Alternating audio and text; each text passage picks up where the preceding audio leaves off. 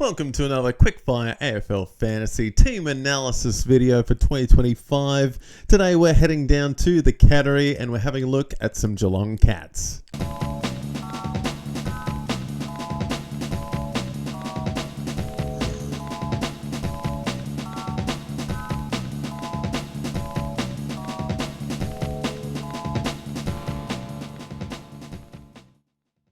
First up for the Beasts, I've got what is somewhat of a sleeper, I guess, but he's going to be a beast. It's Mr. Bailey Smith. He is a forward coming into the year, and he's coming off a year where he didn't do anything. Didn't play a game last year, but he's one of the most hyped players coming into this year.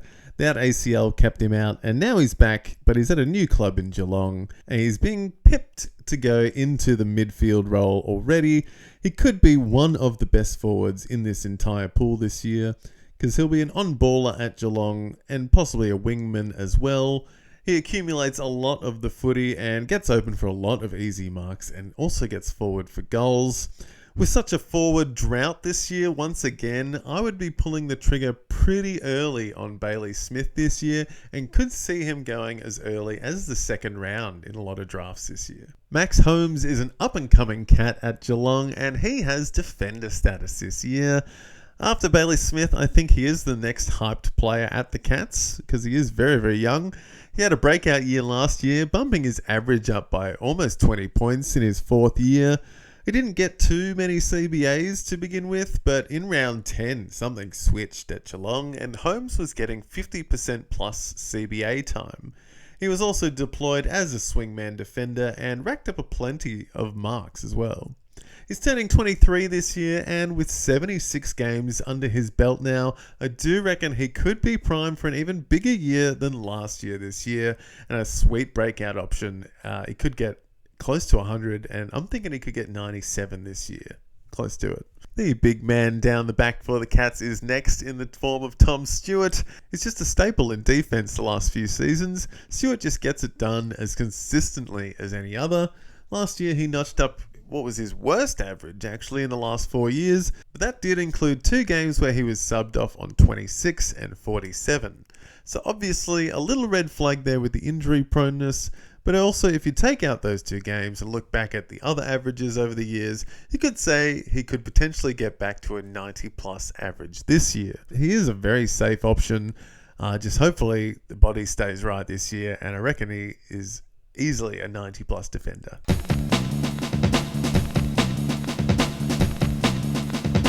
Onto some breakouts and sleepers, and I've got here Mr. Sean Manag, who is a forward option coming into the 2025 season.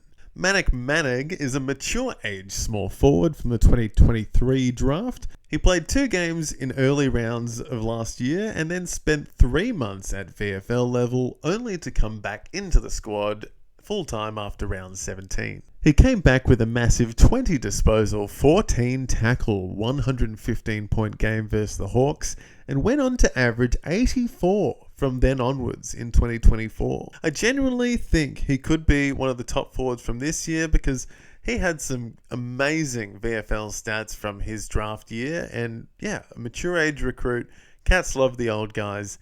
He could, in his second year at AFL level, be a seriously underrated forward coming into the year, and I think he could even be a top 10. Another sleeper on the cards here is one of the old midfielders in Cam Guthrie. A forgotten force of the Geelong midfield, and the oldest Guthrie brother has had a tough run of injury in the last couple of years. He had a good run of form a few years ago, however, I don't think he can quite rekindle that form, but if his body can stay up and he gets a decent preseason, he could be a sneak at M6 or an M7 or even a bench option on draft day. And who knows, coming back, he could find a role in the midfield again. But yeah, Cam Guthrie used to be a force to be reckoned with. Hopefully we can see him back on the park. And yeah, a sneaky pick on draft day. Next up here, I've got Tanner Bruhn. Similar to Guthrie, but kind of the other end of his career. Bruhn is a midfielder with promise, but has suffered injury setbacks to begin his career. He's turning 23 this year, and I believe he is well and truly a cat to look out for sooner or later. Again, similar to Guthrie, he just needs to keep his body right, and maybe we can see if he can make the most of an AFL season for once and show us some decent scores. But yeah, he just needs to stay on the park. But if he does, he could very well be close to an 80 average. And yeah, the sky's the limit for this guy. Still very, very young.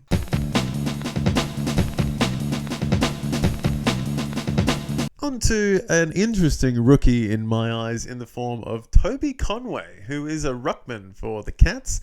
Don't usually talk about Cats ruckman too much, but Conway played 5 games in 2024 and he left a pretty good impression in the minds of Cat fans. He had a top fantasy score of 94 as well, which showed a bit of fantasy promise.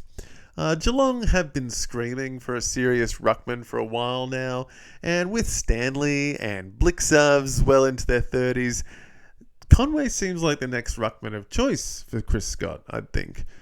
Sam de Koning is there, who does get into the ruck a little bit, but he also has defensive qualities, which I think will be better utilised down back instead of the full-time ruck role. So if Conway is getting games, as possibly Geelong into a new era, it could be a sneaky ruck option in deeper leagues, and as the year goes on, could even be a relevant one during bye rounds, or yeah, even as a starting ruck if you've got 16 players you're drafting with. He's definitely an option on draft day.